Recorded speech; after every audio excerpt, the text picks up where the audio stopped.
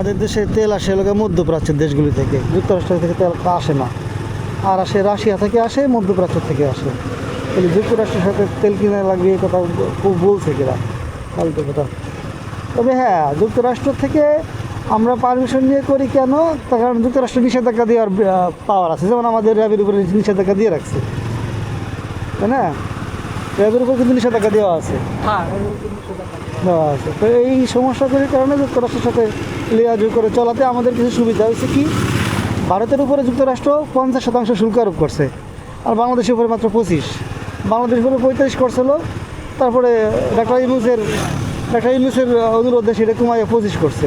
এবং কেউ বলে না যে শুল্ক কম পাইছে। হ্যাঁ, এই যুক্তরাষ্ট্রের যে মিত্র দেশগুলি, যারা মিত্র যুক্তরাষ্ট্রের বন্ধু দেশ, সেই সমস্ত দেশের উপরেও 25% শুল্ক আরোপ আছে, সেই সমস্ত দেশের উপরেও। তাহলে বাংলাদেশের সাথে খারাপ আচরণ করছে কোথায় যুক্তরাষ্ট্র? এইটা তো কেউ বলবে না। এই বাণিজ্যিক চুক্তি না করলে কি এই শুল্ক আরোপ ছাড় পাইতো নাকি? যে বাংলাদেশ পাইতো না। বাংলাদেশ থেকে প্রচুর রপ্তানি হয় আমেরিকাতে, বিভিন্ন জিনিস যায় আমেরিকায়। এই জিনিসগুলো যদি বাংলাদেশ থেকে না নেয় তাহলে আমরা থামে পড়ে যাবো না?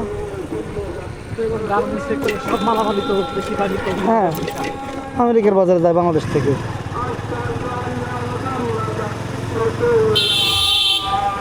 একবার যদি ওরা বলে যে আমরা নিব না, তাহলে তো বাংলাদেশ কমবে।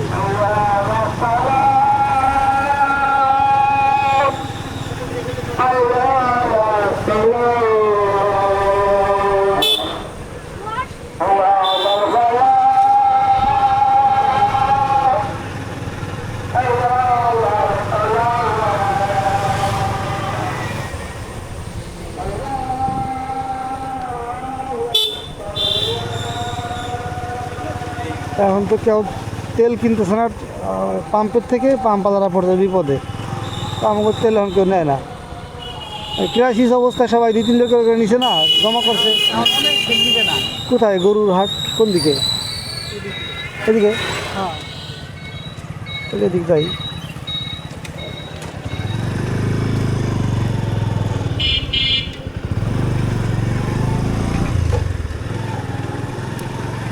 পাম্পে তেল চলে না। তেল সারাদিনে কয়জন নিবার আসে? আর ওই সময় তো খালি একটা গাড়ি দেওয়া শুরু করছে, তো পিছনে গাড়ি আরো 50টা হয়ে যাইতো। ওই সময় নিয়ে নিয়ে সবাই স্টক করছে। হ্যাঁ, যদিও ওই সময় তাকে লাভ হয়েছে, কারণ তখন দাম খুব কী ছিল, কম ছিল।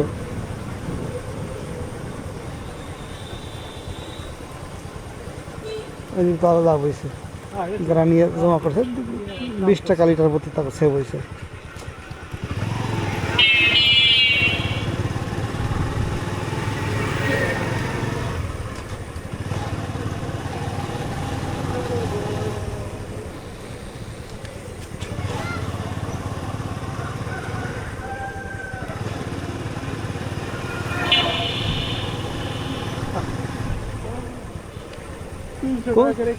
কোন সাইডে যাবো কও? না, আমি জানি না যে কোন জায়গায় ওঠে। বাজারের ভিতরে মাঠ আছে না? বাজারের ভিতরে মাঠ আছে বলতে? হ্যাঁ, বাজার একদম বাজারে সিনেমা হল ছিল, তার ওইখান দিয়ে আগাই করতে হবে, আগাই বাজারে মাঠ। এটা কল দেয় আমার।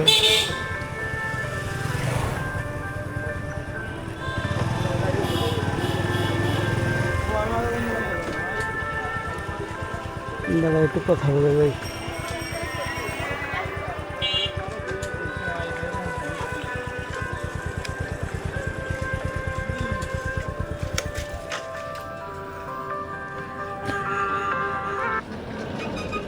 ভাই, ওয়ালাইকুম আসসালাম ভাই। ভাই বলমারি চলে আইছি। আপনি জামান বার ঘরে রেখে যান তাহলে। ওই যে মুস্তাকিম বসা আছে বা অন্য কেউ বসা আছে, এক জায়গা দিলেই হয়। টাকা দিবি আমারে।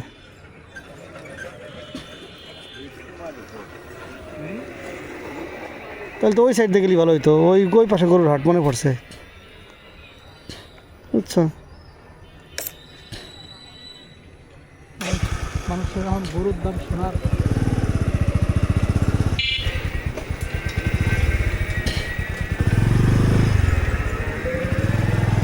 এখান থেকে কিন্তু ট্রেন চলে, ট্রেনের রাস্তা।